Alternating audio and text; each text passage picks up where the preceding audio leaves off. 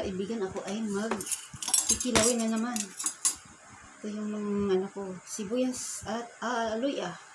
Lalagay na natin dito sa ating isda na tuna. Sa Bisaya pa, barilis. Tuna. Nilagyan ko na yan ng asin. Ito yung tabon-tabon. Nilagay na natin ang tabon-tabon. At ating hihalo-halo. Ayan. Naging creamy na siya dahil sa tabon-tabon. Lagi akong nagkikilawin dahil paborito ang hinilaw. Naging ano na siya, creamy. Naging creamy na siya. At laglagyan pa natin ng kalamansi. Pipigaan. Mayroon ng piniga ko na pero lalagyan ko pa ng kalamansi. Ubos na yung suwa ko.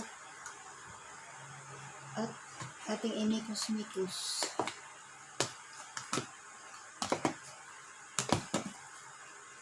Mikos-mikos. Ayan. Very creamy na siya.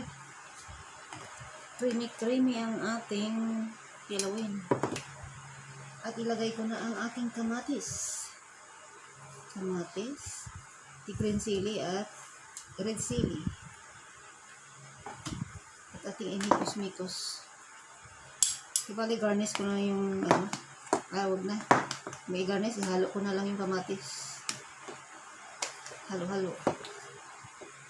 Thank you, tikman. Kung sakto na ba sa lasa.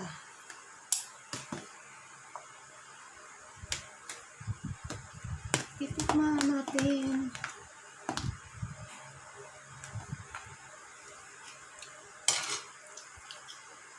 Tama na. Kunti lang na asin lang. Ayan.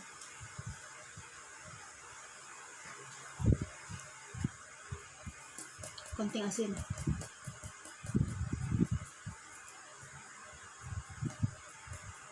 Konti lang, dami pala.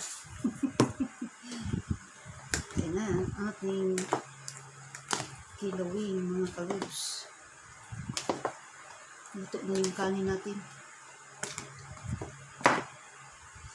Sarap na. Kilawin. Titikman. Malamig yung isda. Dahil ay nilagay ko sa freezer. Kasi umalis ako. Sakong-sakto na. Ayan. Ang ating kilawin. Kain tayo. Kilawin na tuna.